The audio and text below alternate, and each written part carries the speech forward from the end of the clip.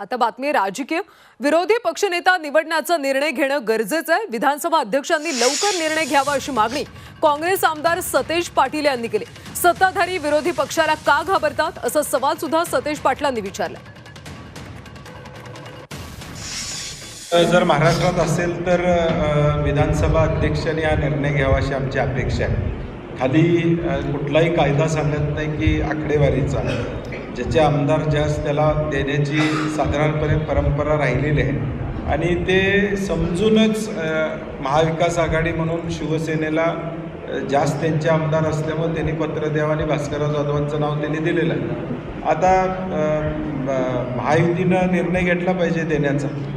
निदान तो निर्णय झाला तर मग निदान विरोधी पक्ष नेता म्हणून काम करायची संधी मिळेल. एवढी भीती का वाटते मला कळत नाही. महायुतीला चोख कारभार असेल, सगळं चांगलं असेल तर संविधानातलं पद द्यायला काय हरकत आहे असं मला वाटत नाही.